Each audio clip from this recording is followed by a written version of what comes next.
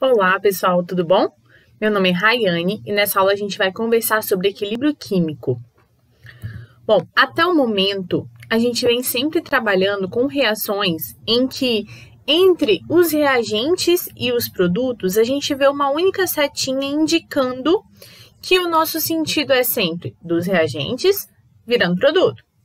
Porém, daqui para frente, a gente vai entender um pouquinho do que são as reações reversíveis. Na verdade, praticamente todas as reações são reações reversíveis. E o que são reações reversíveis? São aquelas que se processam nos dois sentidos, tanto dos reagentes virando produtos. Então, aqui nós temos 2NO2 virando N2O4, quanto dos produtos virando reagente. Olha só, aqui é como se a gente tivesse invertido a reação. Então, a gente vai trabalhar a partir de agora com essa setinha que aparece indicando ambos os sentidos. Tanto o sentido da reação, que a gente chama de direta, que é dos produtos virando reagente, e da reação inversa, que é do sentido dos produtos virando reagentes. E nós podemos dizer que, basicamente, praticamente todas as reações nas quais a gente trabalha são reações do tipo reversíveis. As únicas reações irreversíveis é aquelas em que a gente pode dizer que a gente tem praticamente 100% de reagente virando produto. Por exemplo, numa combustão, que a gente não vê esse equilíbrio entre reagente e produto. Tá? Mas, no geral, as demais reações que não são combustão são reações reversíveis. E aí, o que a gente tem aqui com relação ao equilíbrio químico? O equilíbrio químico é uma situação na qual a concentração dos participantes dessa reação, ou seja, dos reagentes e dos produtos, passam a não mais se alterar. Mas não quer dizer que a reação parou. Quer dizer que tanto a reação direta quanto a reação inversa, elas estão se processando, elas estão acontecendo com velocidades idênticas. Então, presta bem atenção nisso. O equilíbrio químico consiste naquele momento em que a concentração dos reagentes e dos produtos não mais se alteram. Então, a concentração estabilizou, mas as velocidades, tanto da reação direta, reagente virando produto, quanto da reação inversa, onde os produtos viram reagentes, elas são iguais. Então, a gente tem velocidades de reação direta e inversa idênticas. Então, essa seria a situação de um equilíbrio químico, no caso, um equilíbrio dinâmico. Como a gente pode ver aqui, onde a gente tem 1 mol de N2O4 e após um tempo a gente vê que nós temos tanto N2O4, que ainda é reagente, e a gente tem NO2 aqui embaixo. Então, nós temos tanto o produto, quanto o reagente coexistindo ali em equilíbrio. Sendo assim, as concentrações elas se equilibraram em 0,74 mol por litro de N2O4 nessa situação e 0,52 mol por litro de NO2. Para essa temperatura. E aí, a gente vai ver alguns gráficos. É importante a gente perceber a diferença nesses gráficos e como eles podem aparecer. Nesse primeiro caso aqui, a gente tem o gráfico da velocidade da reação em função do tempo. E aí, pelo gráfico, a gente sabe o momento em que essa reação atingiu o equilíbrio. Professora, como que você sabe que essa é a velocidade da reação direta? Eu sei porque no começo eu só tenho reagente. E essa é a da inversa porque no começo eu não tenho produto. Toda reação é assim, a menos que ele te diga que ele adicionou produto lá, tá? Mas fora isso, a gente começa sempre tendo reagente.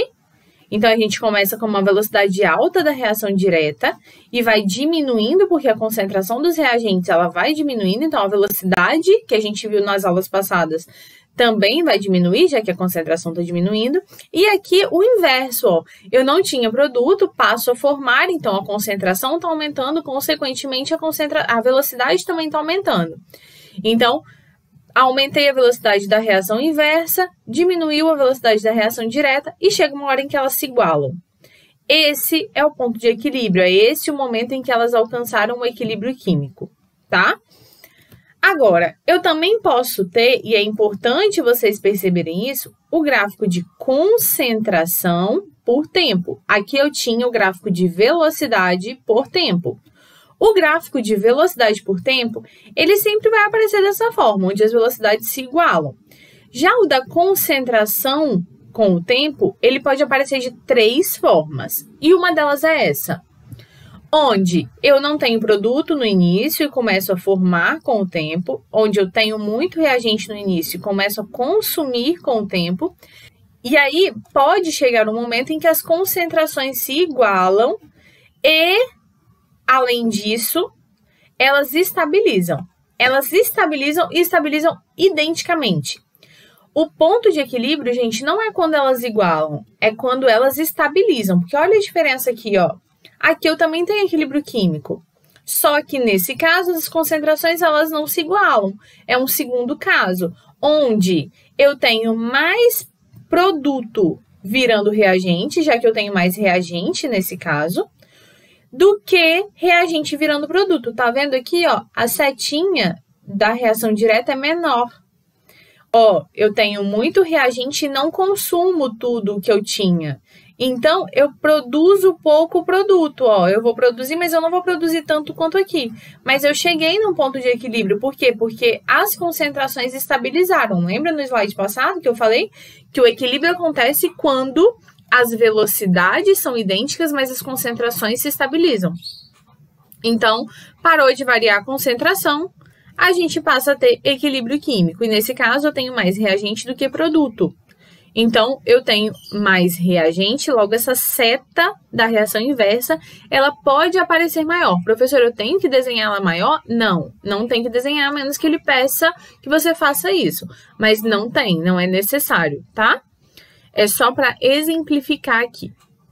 E, por fim, a gente pode ter um terceiro gráfico, que é esse aqui, ó. Tá vendo que aqui não é o equilíbrio químico quando as concentrações se igualam. O equilíbrio químico é quando a concentração se estabiliza. Então, a concentração de produto estabilizou e a concentração de reagente estabilizou. Nesse caso, a gente alcançou o equilíbrio químico. Mas aqui eu tenho mais produto sendo formado e mais reagente sendo consumido, tá vendo? Como a gente tem uma baixa de reagente aqui, então eu tenho mais reagente virando produto aqui, tá? Mas lembre-se, numa mesma velocidade. Bom, aí, aqui no equilíbrio químico, a gente não tem uma equação da velocidade, porque a gente tem velocidade 1 e velocidade 2, a velocidade da reação direta e a velocidade da reação inversa. Mas a gente tem uma constante em função das concentrações, que seria aquele casinho que a gente usava lá na velocidade. Porém, aqui a gente vai usar um casão, porque a gente está falando de reação reversível. Lá na velocidade a gente estava trabalhando como se a reação fosse irreversível. Ela só caminhasse para um lado, ok? Aqui, então a gente tem o seguinte, a reação, trabalhando ainda com a mesma reação, tá? A reação direta, N2O4 formando 2NO2, e a reação inversa, ó, ele inverteu a setinha, 2NO2 formando N2O4, tá? Presta bem atenção aqui, não é a mesma coisa. Uma é direta, a outra é inversa. Lembra, vamos calcular, então, a velocidade dessas reações? A velocidade para essa primeira reação, para essa reação direta, seria V1 igual a K1 vezes a concentração dos reagentes, que no caso aqui é N2O4. Para a reação inversa, ficaria V2 é igual a K2 vezes a concentração do reagente, que aqui é esse cara, NO2 ao quadrado por causa do coeficiente estequiométrico, já que ele não deu para a gente uma tabela de como calcular isso. Beleza. Feito isso, a gente sabe que no equilíbrio químico, as velocidades da reação direta e da reação inversa são idênticas, correto?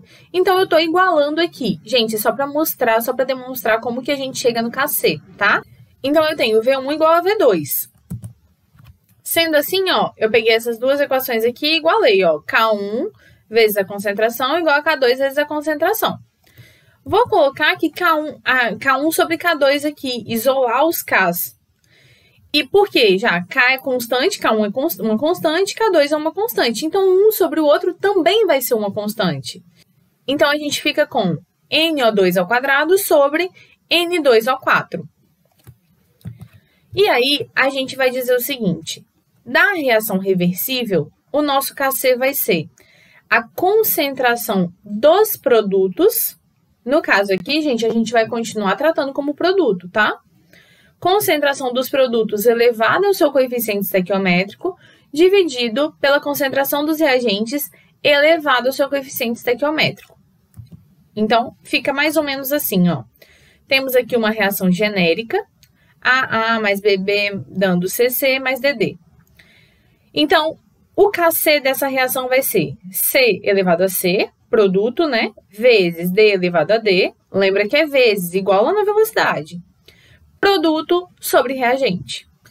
Então, como a gente já tinha visto, o Kc dessa reação aqui vai ser esse.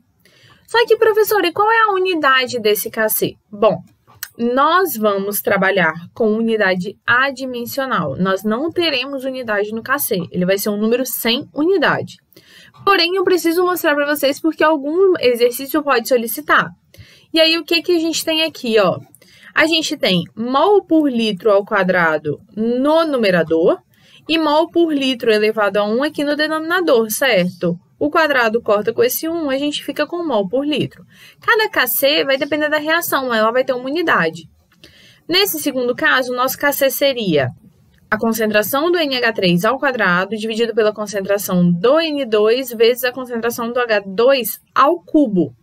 Então, a gente ficaria com mol por litro ao quadrado vezes dividido por mol por litro vezes mol por litro ao cubo. Fazendo todos os cortes aqui dos expoentes, a gente ficaria com mol por litro a menos 2. Tá vendo que cada Kc vai ter uma unidade? Por isso, eu optei por trabalhar com ele na forma adimensional, que também pode aparecer para vocês, tá? Nesse caso aqui, a gente teria um Kc produto sobre reagente. HCl ao quadrado dividido por H2 vezes a concentração de Cl2. E aí, ó, mol por litro ao quadrado dividido por mol por litro vezes mol por litro. Cortou, cortou, cortou, sem unidade. Então, o Kc pode ter diversas unidades, sempre envolvendo mol por litro. E aí vai depender de qual é a quantidade de reagentes, a quantidade de produtos, quais são os coeficientes estequiométricos para informar para a gente qual vai ser essa unidade. Não tem como a gente bater um martelo e falar, vai ser sempre esse. Bom, e aí, assim como lá na velocidade que a gente viu, aqui no Kc, aqui no equilíbrio químico, aqueles reagentes ou aqueles produtos que estiverem na forma sólida também não vão participar dessa equação.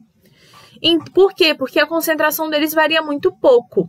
Não quer dizer que eles não participem da reação. Eles participam, mas a concentração deles varia muito pouco. Então, ele não vai participar do nosso Kc. Nesse caso aqui, ó, o Fe2O3 participaria aqui embaixo, mas como ele está na sua forma sólida, ele não entra. Assim como esse ferro que está na forma sólida, que apareceria aqui em cima no Kc. Então, aqui nós temos o KCO3 sólido, reagindo e formando CaO mais CO2. CO também na forma sólida. O Kc aqui vai ser o seguinte, produto sobre reagente. O único produto que participa do Kc aqui é o CO2. Então, o Kc aqui vai ser a concentração de CO2. Ponto. Aqui embaixo, a gente já tem, ó, NH3 mais HCl formando NH4Cl. Produto que é sólido, então não participa da equação do Kc, da fórmula do Kc. Então, a gente não tem ninguém no numerador, no caso a gente vai usar o 1, dividido pelo NH3, a concentração do NH3, vezes a concentração de HCl. Ponto. Bom, e aí o Kc, ele vai nos dizer, nos informar o quão espontânea é essa reação, qual é a tendência dela em formar produtos ou se ele tem tendência a formar reagente. Olha só, se a gente analisar aqui, na fórmula do Kc não é produto no numerador e reagente no denominador? Quanto maior o numerador, mais produto eu estou formando, concorda? Porque quer dizer que eu tenho muito produto lá no equilíbrio. Então, essa reação, ela vai ser mais favorecida quando a gente tem um KC muito alto, relativamente alto, né? Geralmente a gente compara um KC com o outro, tá? Então, se a gente olhar aqui, ó, 9,9 vezes 10 a mais 25 e 1,0 vezes 10 a menos 30. Esse número é muito maior do que esse.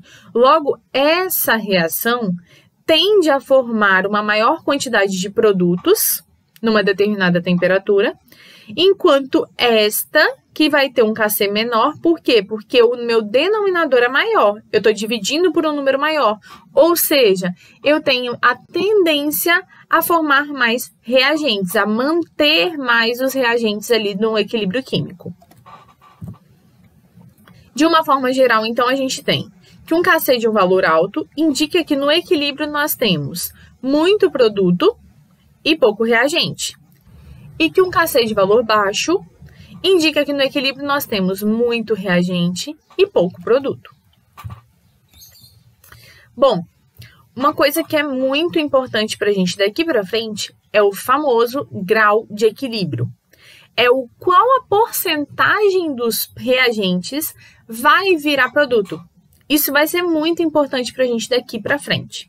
Então, olha só, aqui nós temos um exemplo em que nós temos 1 mol de N2O4, mesma reação desde o começo, formando aqui, ó, nós ainda temos aqui no final 0,74 mol de N2O4 no equilíbrio químico. Essa é a parte importante, não é naquele momento, é no equilíbrio, é depois que as velocidades se igualaram, depois que as concentrações se estabilizaram. E nós formamos 0,52 mol de NO2. Tá, aqui nós temos a quantidade que reagiu, ó. A gente botou 1, sobrou 0,74, então reagiu 0,26 mol por litro a 100 graus Celsius. Por que, professora, 100 graus Celsius? Ele me deu esse dado, mas é importante a gente entender que o equilíbrio químico ele vai variar de acordo com a temperatura, tá? Da reação. Então, a gente tem que o alfa vai ser nada mais que a quantidade em mol que reagiu até atingir o equilíbrio, então, nesse caso, 0,26, dividido pela quantidade em mols inicial do reagente, no caso, 1. Então, aqui a gente teria 0,26 dividido por 1, o nosso alfa igual a 0,26, ou, em porcentagem, 26% desse reagente virou produto. Tá? Aqui estava simples, mas pode ser que o número apareça de uma forma mais complexa. Sendo assim, olha só, recapitulando, nós tínhamos 1 mol por litro, mas vamos... Ah, tá, aqui ele informou pra gente que a gente tem 1 litro desse reagente, então a gente tem 1 mol dele, e aqui no equilíbrio a gente tinha 0,74, ou seja, reagiu o 0,26 que falta. Então fica 0,26, que é a quantidade que reagiu, dividido pelo que a gente tinha no início. Isso nos dá o grau de equilíbrio. E onde o grau de equilíbrio entra? Ele entra quando a gente precisa calcular o valor do KC, o valor mesmo, sendo que ele não me informou exatamente quanto eu tenho no equilíbrio, ele me informou o grau de equilíbrio. Vamos ver como é isso na prática, olha só. Aqui nós temos a reação PCl5, reagindo e formando PCl3 mais Cl2. Nesse caso, a equação já está balanceada, então eu não preciso me preocupar em balancear. É tudo 1 para 1, tá? E a gente já vai ver um outro exemplo em que não é 1 para 1. Nesse caso, a gente sempre aqui em equilíbrio precisa montar essa tabelinha. Início, eu costumo escrever início, consumido barra formado, porque os reagentes são consumidos e os produtos são formados. E, por fim, a quantidade ou concentração no equilíbrio. A gente sempre vai trabalhar nessa tabela em mol por litro, tá? Não vamos trabalhar com outra unidade que não seja mol por litro para não criar confusão. Então, sempre transforme tudo aqui para mol por litro. Beleza. E aí, ele tem que me informar qual é a quantidade de reagente no início. E ele informou aqui para a gente que ele adicionou 4 vezes 10 a menos 1 mol por litro. E que o alfa é de 80% ou 0,8, tá? Aqui dentro já traz de uma forma genérica as contas que vocês têm que fazer, mas eu não gosto de trabalhar assim, então eu vou explicar como você precisa pensar. Olha só, no início eu tenho reagente. Então, quanto de reagente eu tenho? 4 vezes 10 a menos 1 mol por litro. 4 vezes 10 a menos 1 mol por litro, eu só tenho ele, eu não tenho produto. Ele não me informou que adicionou produto. Então, aqui vai ser 0. Pelo menos para essa conta, tá? Pode ser que num outro exercício ele traga falando para você que adicionou produto lá, mas é muito raro isso acontecer. Quanto é consumido ou formado? Olha só, do reagente vai ser consumido. Consumido quanto? 80% disso. 80% de 4 vezes 10 a menos 1 é 3,2 vezes 10 a menos 1. Isso foi consumido. 80% disso foi consumido. É isso que o alfa está me dizendo. Quanto agora? A partir de agora, a gente vai ter que ir pelo coeficiente estequiométrico, porque eu só sei do reagente, eu não sei dos produtos. Como é 1 para 1, não é 1 PCl5 para 1 PCl3? Então, vai ser 1 para 1, 3,2 vezes 10 a menos 1 para 3,2 vezes 10 a menos 1. Não é 1 PCl5 para 1 Cl2? Então, vai ser 3,2 vezes 10 a menos 1 para 3,2 vezes 10 a menos 1. Beleza? Entendido até aqui? Agora, vamos para o final. Lá no equilíbrio, eu quero saber quanto eu ainda tenho no frasco, não quanto consumiu. Então, como que eu vou saber o quanto que eu ainda tenho de reagente? É o que não consumiu. Então, eu tinha 4, consumi 3,2. Fiquei com 0,8 vezes 10 a menos 1. Eu não tinha nada de PCl3, formei 3,2. Então, eu tenho 3,2 de PCl3. Eu não tinha nada de Cl2, formei 3,2 vezes 10 a menos 1. Então, lá no equilíbrio, eu também vou ter 3,2 vezes 10 a menos 1. Então, aqui eu subtraio um do outro e aqui é como se eu somasse, tá? Porque é formação. Então, é como se eu somasse daqui para cá. Esse é subtração, esse é soma. Beleza. Agora, eu posso calcular o Kc. Eu vou primeiro montar a equação dele com base nos coeficientes estequiométricos e aqui na fórmula, na equação. Formei, ó, produto sobre reagente. E aí, eu vou substituir pelos valores que eu encontrei aqui na tabela. Sempre os valores do equilíbrio, tá? Então, 3,2 vezes 10 a menos 1 vezes 3,2 vezes 10 a menos 1 dividido por 0,8 vezes 10 a menos 1. Chegamos no valor de 1,28, adimensional, tá? Vamos ver um outro exemplo? Eu trouxe aqui uma reação genérica, onde A está gerando 2B mais C. Então, a equação está aqui de novo, tá? Em cima, para a gente não confundir. E no início, a gente tem 2 mol por litro de A, sempre do reagente. E ele tem que informar qual é o reagente para você, tá? E ele deu para a gente um alfa de 0,60, ou 60%. Beleza. Então, eu vou aqui montar a tabela. Início, consumido formado, equilíbrio. E uma coluna para cada composto. Então, uma coluna para A, uma coluna para B, uma coluna para C. Se eu tivesse D, E, F, seria mais 3 colunas aqui. Então, tá. No início, eu tenho 2 mol por litro de A. Sempre em mol por litro, tá? 2 mol por litro de A. Show! Não tenho nada de B, não tenho nada de C. Quanto que eu consumi de A? 60%. 60% de 2 é exatamente 1,2. Agora, eu vou pelo coeficiente estequiométrico, porque eu não tenho mais informação de B e C. E aí, olha só, 1A para 1C, certo? Então, 1,2 para 1,2. 1A para 2B, a cada 1A consumido, eu formo 2B. Então, 1,2 é só fazer regra de 3, tá? 1 para 2, 1,2 para 2,4. Agora, é só finalizar aqui para descobrir quando a gente tem no equilíbrio. Não tinha nada de B, formei 2,4, tenho 2,4. Não tinha nada de C, formei 1,2, vou ter 1,2. Tinha 2 mol por litro de A. Usei 1,2, vou ficar com 0,8. E aí, agora é só montar a equação do Kc e jogar esses valores do equilíbrio, ó. O Kc aqui vai ser concentração de B ao quadrado vezes a concentração de C dividido por A, produto sobre reagente. Substituindo valores, a gente chega num Kc de 8,64. Bom, além do Kc, nós podemos ter também Kp, igual a gente tinha lá a velocidade em função da pressão, tá? E aí aqui é a mesma coisa de lá, só vai mudar. Ao invés de a gente usar a concentração de C elevado a C, a gente vai usar a pressão parcial de C elevado a C, pressão parcial de D elevado a D, e por aí vai, sempre produto sobre reagente. Coloquei aqui 2 exemplos, sempre em função de pressão parcial, tá? Mas isso só vai aparecer quando todos os componentes forem gasosos. E para finalizar, nós temos o princípio de Le Chatelier. De uma forma bem resumida, o princípio de Le Chatelier, ele vai enunciar o efeito de certas perturbações num equilíbrio químico. E aí, quais perturbações podem ser essas? A gente pode ir lá no equilíbrio químico, numa reação que está em equilíbrio químico, e mudar a concentração de algum dos reagentes, a gente pode mudar a pressão dessa reação, nós podemos mudar a temperatura ou um catalisador.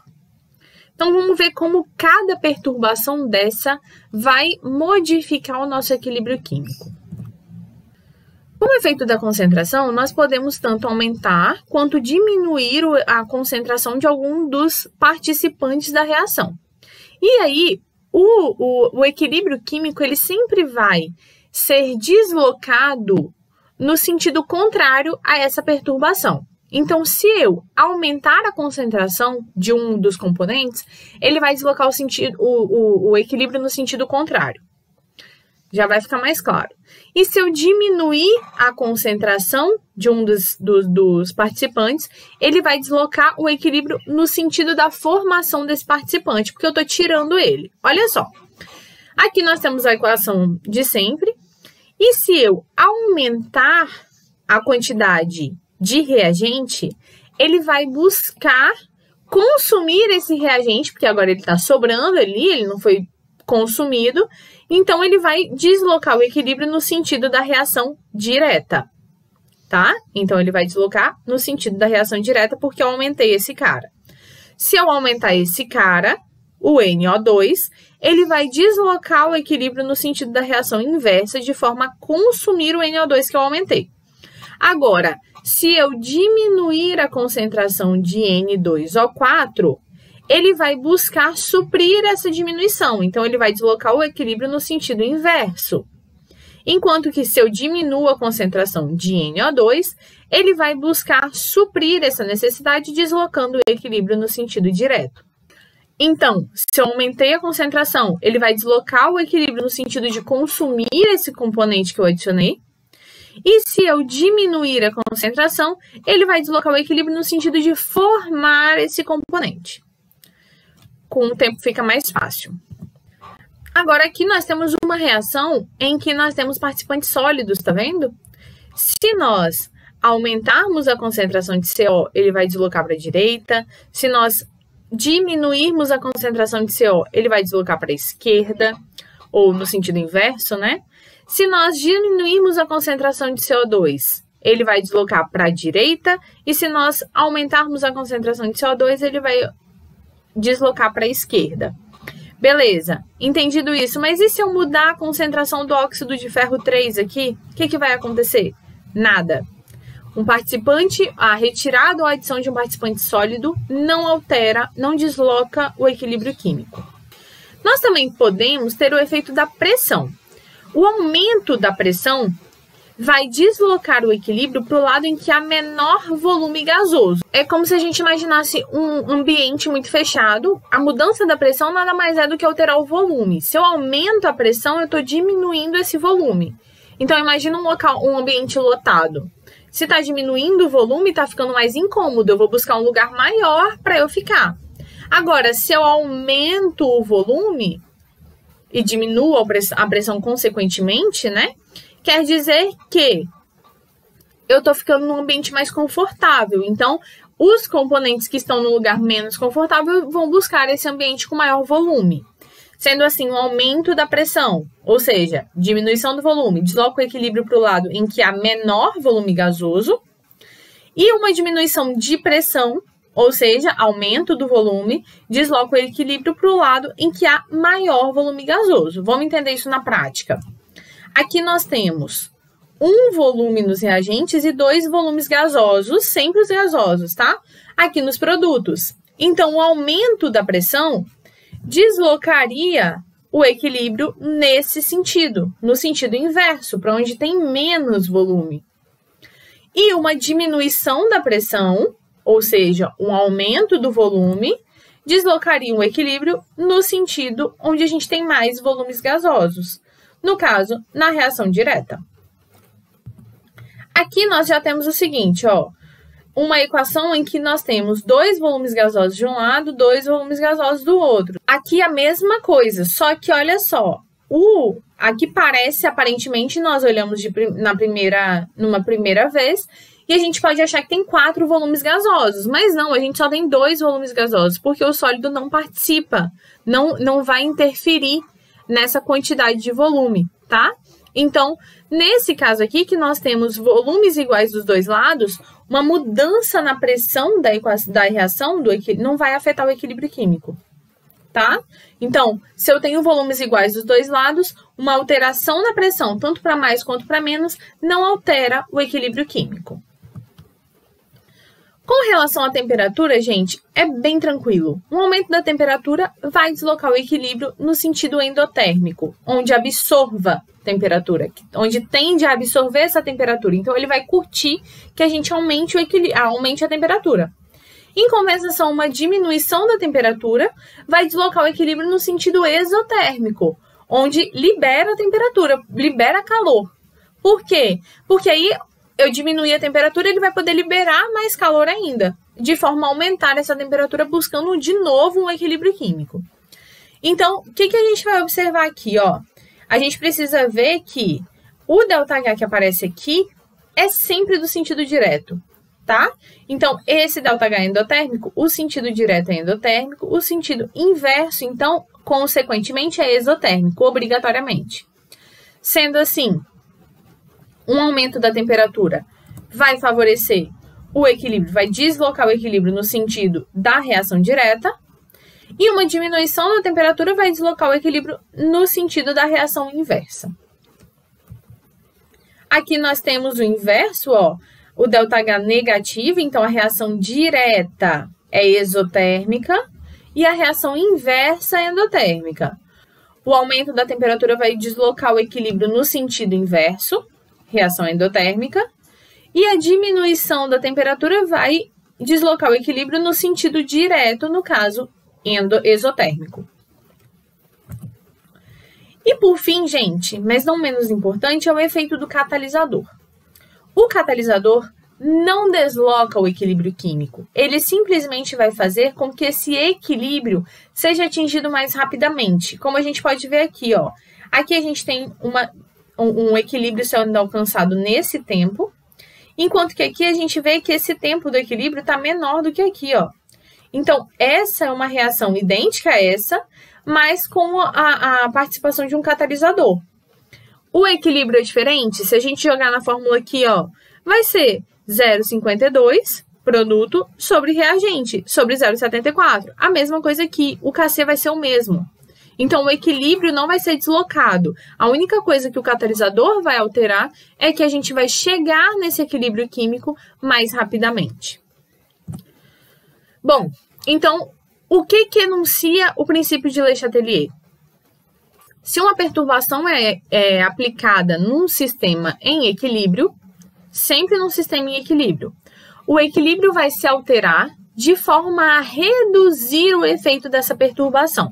Bom, pessoal, por hoje é só. Espero que vocês tenham gostado. A gente se encontra na próxima. Deixe seu curtir aqui embaixo, tá bom? Um beijo e até lá!